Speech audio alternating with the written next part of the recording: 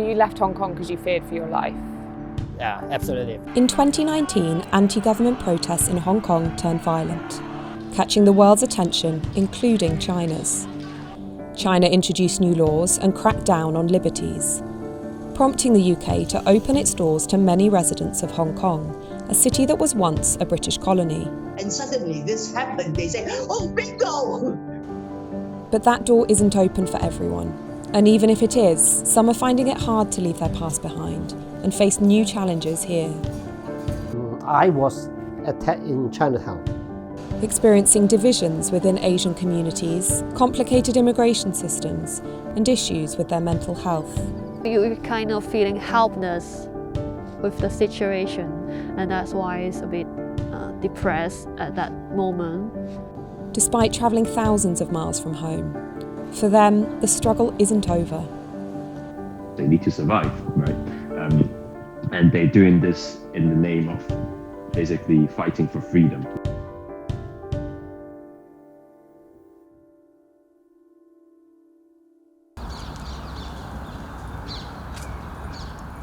Peter was involved in anti-government protests in 2019. He packed up his life in just 40 hours after another protester, his friend, was arrested. Because of the stories he heard, he feared what would happen if he was next. Peter's not his real name because he doesn't want to be identified. It's better to get me killed than being arrested because they will just torture you or something. I can't imagine, to be honest. I can't imagine. I just a great fear come from the deepest of my heart. Yeah. How did you pack up your life in 40 hours? Actually, I only spent around 2 or 3 hours to pack up my things. Yeah, you have to pack up everything valuable, like family photos or something. You have to pick up. There is something you cannot buy overseas. Peter hasn't told his family or the girlfriend he left behind the real reason that he left. He says it's too dangerous. And that must be really hard. How do you feel now that you're over here?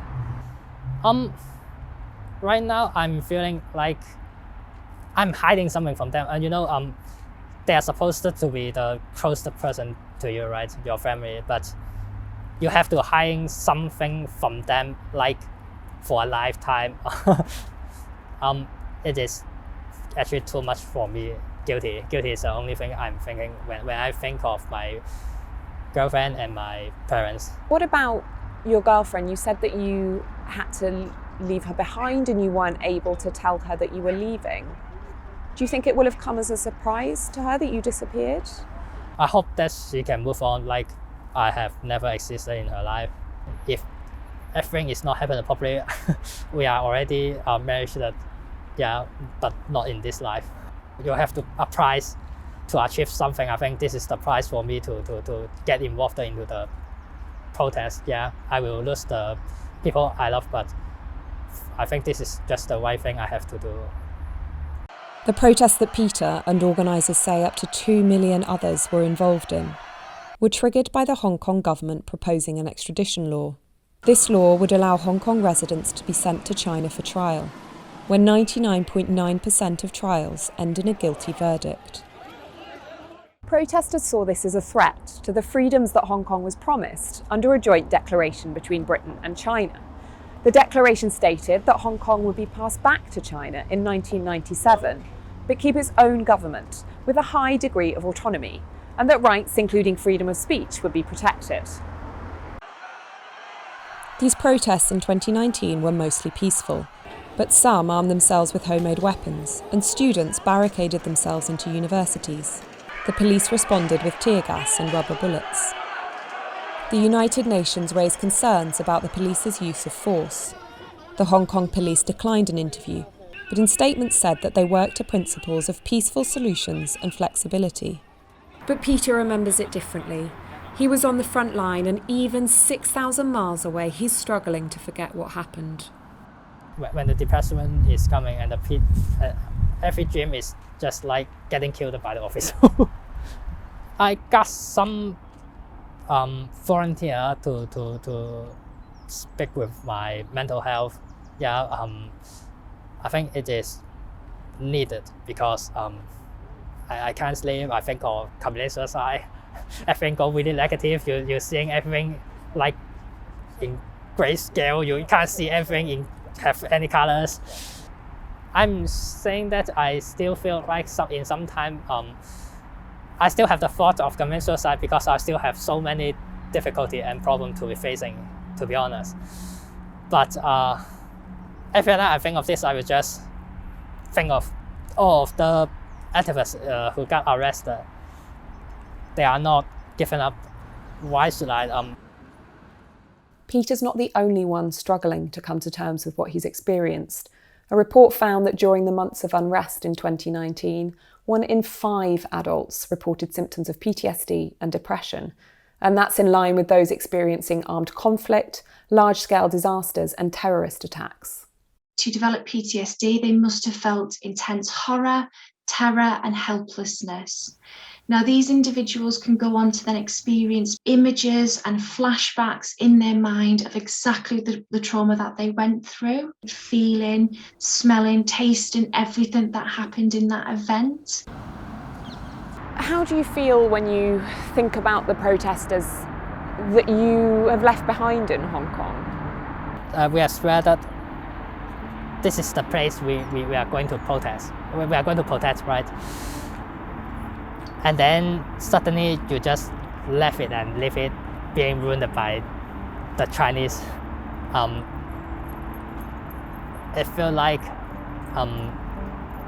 you are dishonored. You have motivated so many people to join this with you, and when the consequences came, you left. I just want them to be safe. But yeah, that's the part I can't guarantee. And then suddenly you just gone vanished, and then you have no more news about them, and they can't find you anymore. I just feel like I betrayed them. So some people that I've spoken to said that they're experiencing a sort of survivor's guilt about leaving Hong Kong and leaving others to continue protesting. What is this survivor's guilt and how can it affect people? Somebody with survivor's guilt will experience lots of thoughts such as, I could have helped more, I should have done more. They'll experience the fight or flight symptoms of heart racing, feeling sick, shaking. They'll feel depressed. There's high links between survivor's guilt and depression and suicidal thoughts.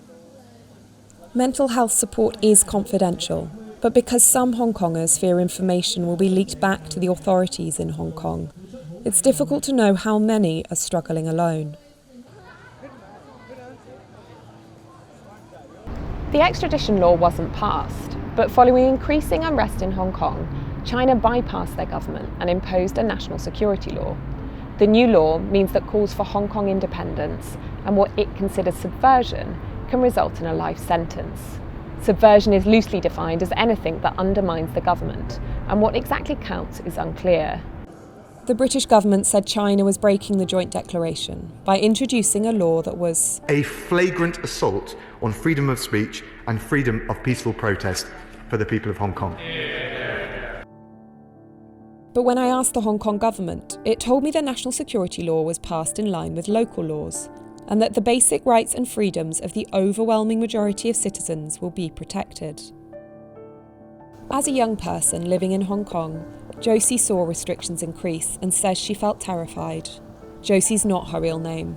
There are a lot of news about how the authority, the police, catch the teenagers without any reasonable reasons, like even if they hold a sticker with slogans in the bags, they could take them to the police station and charge them. I'm still young, I'm still working hard on my life, and I don't want to be that because of the stupid political things. Britain responded to the national security law by introducing a new visa. This is a special, bespoke set of arrangements developed for the unique circumstances we faced and in light of our historic commitment to the people of Hong Kong. This British National Overseas, or BNO visa, offers some Hong Kongers the right to live and work in the UK, with steps to becoming a British citizen. But they had to be registered as a British national overseas before Hong Kong was handed back to China in 1997. Almost 3 million people have this BNO status and can apply for a visa along with their dependents. In the first 4 months after the visa was announced, over 34,000 people did so. Emily Lau pushed for Hong Kongers to have the right to live in the UK for many years. Many Hong Kong people, especially those who are very frightened, who are trying to find somewhere to go, and suddenly this happened, they say, oh, bingo! China says Britain broke a promise by giving Hong Kongers this right to live in the UK. But the British government disagrees, saying it isn't an automatic right and people have to apply for a separate visa. The Home Office predicts over 300,000 people will do so in the next 5 years. Peter had BNO status, but he arrived here before the visa was announced. He felt then that asylum was his only option. So, the moment that you landed, seemed such a struggle to settle in the UK and to go through all the processes of asylum seeking and that kind of thing, that you thought it would be easier to end your life? Yeah.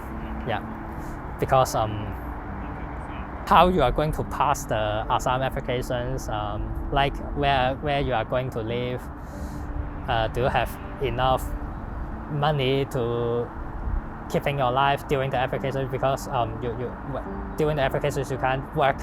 I can't see any future of my life at that moment.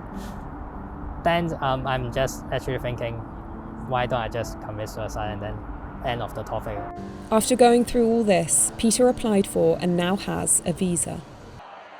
Unlike Peter, many of the protesters were born after the handover in 1997, so they don't have BNO status and can't get a BNO visa unless they live with their parents and move with them. But the government says there are other options. These individuals can still apply using our existing routes to live, work or study in the UK. In particular, Hong Kong nationals aged between 18 and 30 are eligible to apply to our youth mobility scheme. But this scheme has limited places and it only lasts for 2 years, with no option to extend or become a citizen here. Organisations like Hong Kong Watch are pushing the government to do more for young people falling through the gaps. The BNO policy is good, but it doesn't cover 18 to 23s, and actually those people are some of the most vulnerable, and if this is a policy that really is designed to help the most vulnerable, then you cannot forget young people. So what do you think the government should be doing to help them? I would like to see the government producing a bespoke scheme for 18 to 23s, which covers both students and graduates and allows them to access a pathway to citizenship. There are multiple easily replicable models, particularly the student scheme in Australia and the young talent scheme in Canada. In Australia, they've offered students who've been there for 5 years a pathway to citizenship. I asked the Home Office for an interview to find out if it would be doing more for 18 to 23-year-olds, but it declined. No matter what their immigration status, moving to an unfamiliar country completely alone can be difficult and stressful. Josie's only told a couple of people that she's here. Sometimes I really look back that I don't really understand why I have that courage to leave Hong Kong and then go to a place without knowing friends here. If the situation is not that worse, I wouldn't choose to leave. And I handle it all by myself, so it's kind of a burden at the same time, because you're not settled first, because you're in a new place, you're kind of separate, and then you have to deal with all of the complicated documents with uncertain organizations, so somehow you're kind of feeling helpless with the situation, and that's why it's a bit depressed at that moment. People coming here alone, they have to experience a whole new culture, environment, social norms completely by themselves. They don't have anybody to share those experiences with, to help them to understand and work through those experiences. And how does this feeling that they're completely alone, this loneliness, impact their mental health? Loneliness and isolation leads to symptoms of depression, it leads to anxiety symptoms. Loneliness and isolation is also linked to suicide. Loneliness causes people to feel low on a day-to-day basis. They struggle to feel actually that their life is worth anything in terms of actually they haven't got that social support around them. For those with BNO status who apply for a visa, the government's offering support that it hopes will make settling in the UK easier. I've made it the mission of my department to ensure that all BNO status holders and their families have the very best start as soon as they arrive here. That includes an initial £43 million package across all UK nations to provide targeted support for new arrivals, including English language tuition where necessary or housing costs for those who will need it.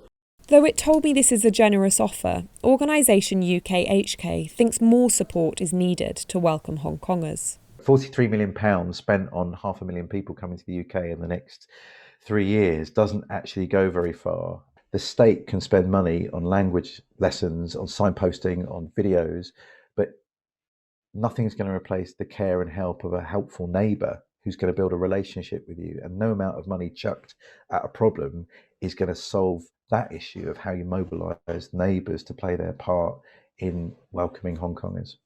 Krish and his team are working with community groups, like churches and synagogues, to fill that gap and give Hong Kongers arriving, with or without a visa, someone to turn to. It's been fantastic. We've seen hundreds of people contact us through the website to say, okay, is there a community group that could help me? I've moved to this part of the country. I don't know anybody.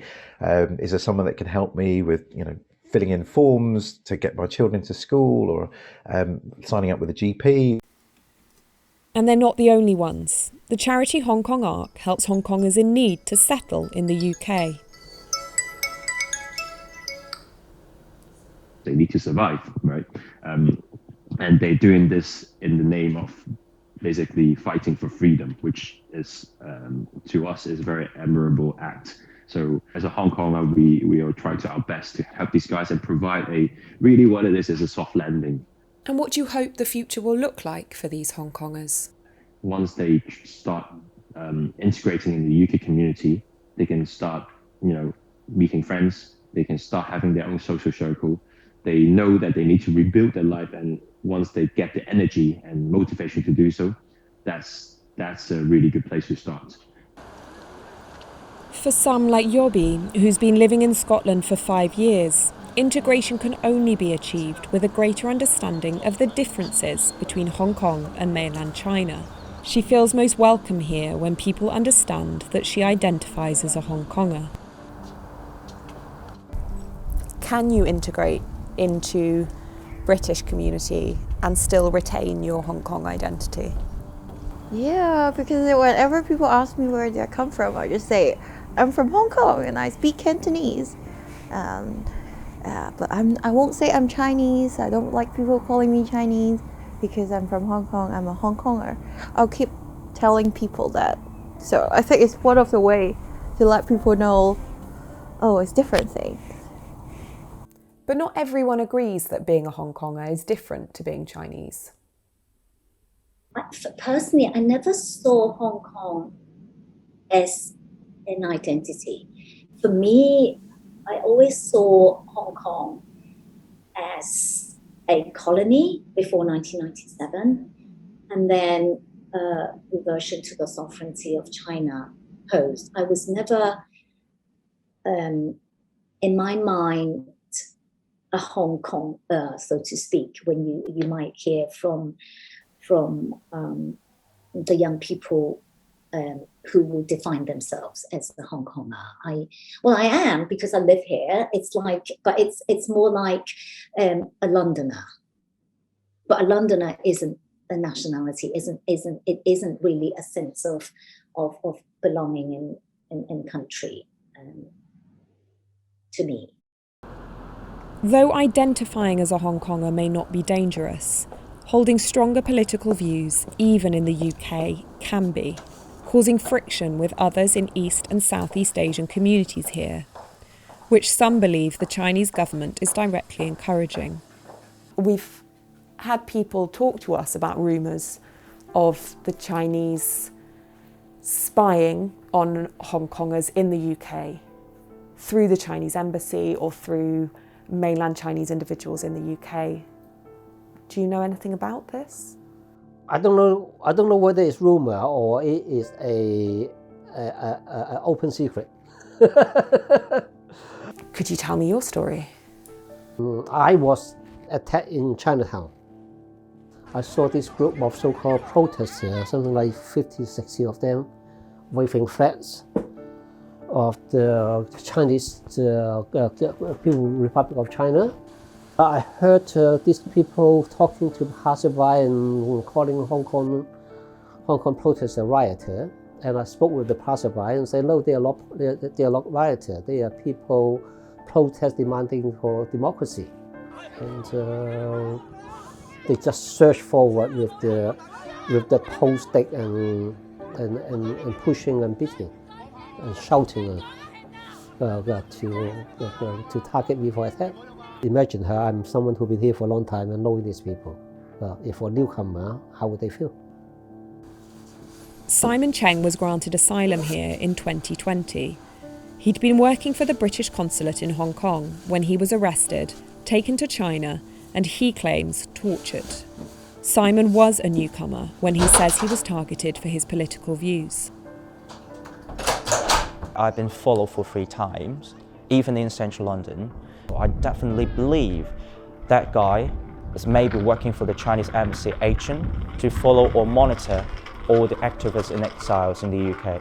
This fear is not unfounded, given a recent statement from the Hong Kong government, which local media reported in headlines that said, "We will pursue you for life," Hong Kong warns wanted activists abroad, and fugitives who fled overseas will be pursued for life. I reached out to the Chinese embassy for an interview, but it didn't respond. Commenting on previous allegations of spying, the embassy said that it never posed any threat to the UK. Despite these experiences, some hope East and Southeast Asian communities will welcome new Hong Kongers. If you look at amongst the Chinese community, by and large are welcoming. The community is not homogeneous like any community, but for most they are welcoming Hong Konger. But there are certain sections who are, in particular, those are in power and close to the Chinese embassy, would create an atmosphere of intimidation and hostility.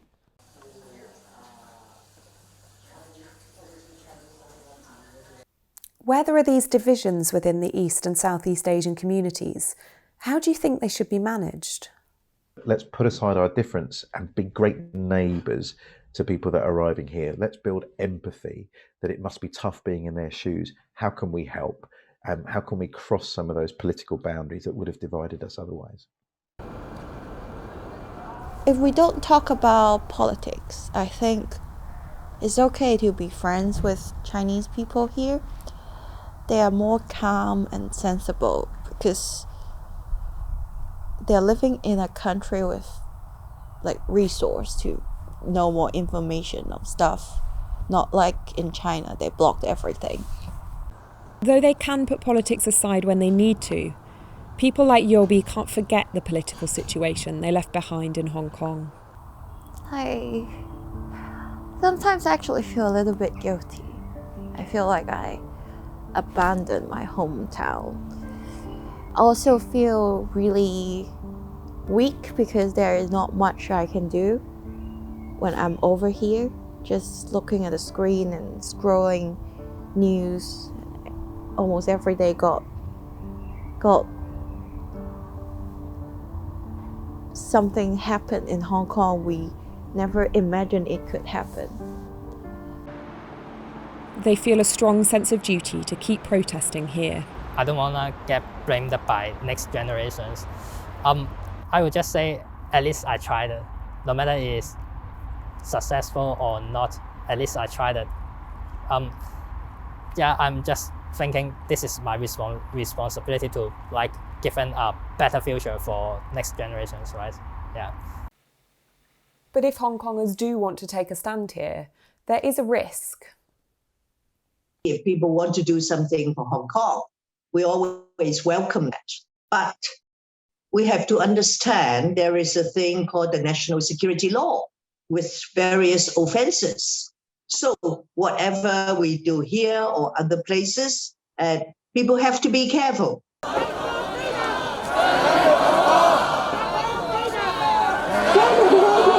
Breaking the national security law whilst in the UK could mean arrest on return to Hong Kong, but some people are willing to take this risk.